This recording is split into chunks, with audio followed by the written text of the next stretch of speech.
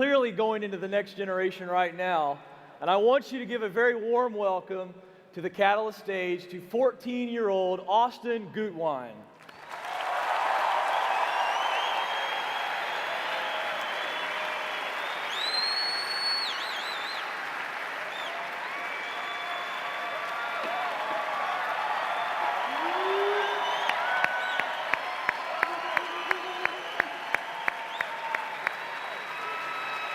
All right. Now, before we started talking to Austin, he leaned over to me in the interview and he said, now make sure you tell him this is just a partial clip.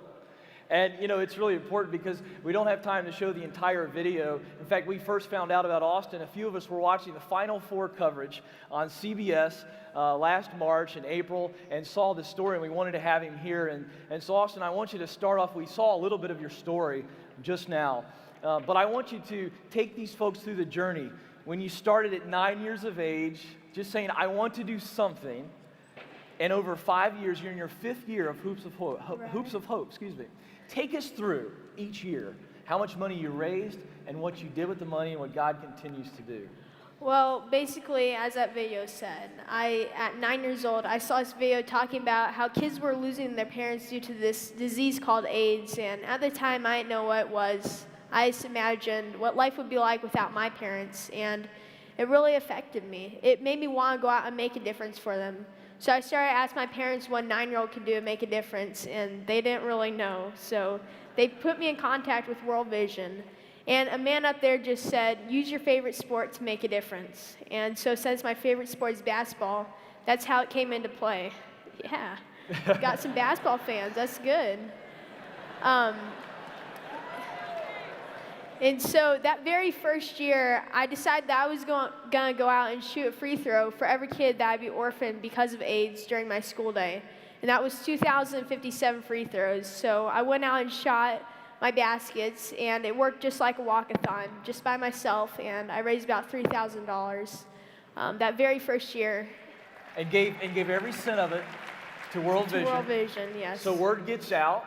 Year 2, how much did you raise? Year 2, we raised about $35,000, and we had 1,000 kids do it with us. 1,000 kids, that's in year 2. Now take us to year 3, how much money raised? Year 3, we had about $90,000, and we had about 1,400 kids, and we were able to build a school in Zambia. And that's the one you saw in the video. A school in Zambia. All right, and now take us to the next year. Now, last year, we had about 5,000 kids shooting with us, and we were able to raise over $210,000 to build a medical lab in Zambia, so that these parents who have AIDS can actually come in and receive treatment for it.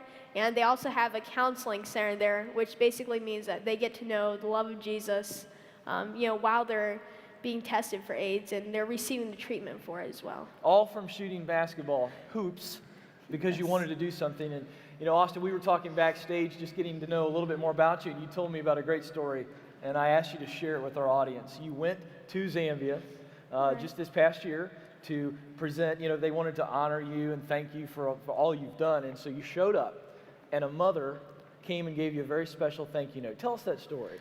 Well, basically what happened is we had gone to church in Zambia, and after a service, I went over to this truck we were riding in, and I just pulled out an old soccer ball, and I started playing with one of the kids. I got to know him. His name was George, and then it came time for us to go, and I thought, I'll just give him this soccer ball. It's an old soccer ball. It was pink.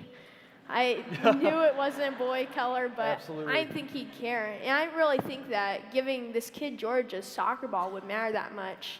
But the next day when we were at the school dedication, I saw George's mom. She had walked about 12 miles, and she came out and she gave me this letter that George had wrote for me. The letter has a picture of a boy giving another boy a soccer ball. It says, Austin and George are friends. I love you very much. That's just Pretty one special. of the cool stories of That's Zambia. Right. And there's so many stories that we could share. Our time is limited, and we want to make sure that you learn more about this. But before we do that, there's 12,000 plus leaders in this room. Right.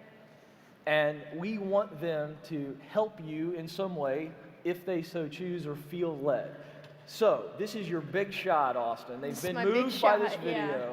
How can they get involved with Hoops of Hope? Well, basically what you guys can do, and we'd love it if you guys would do this, just take it back to your church, tell everybody about it, and basically what you can do is you can host your own Hoops of Hope event. It doesn't have to be some huge thing, just, having a few of your kids there and encouraging them to make a difference. And this is just one of the ways that we can do it.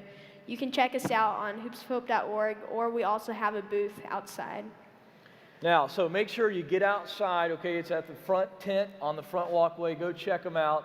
And folks, is this not inspiring what a 9-year-old who's now 14 has done around the globe?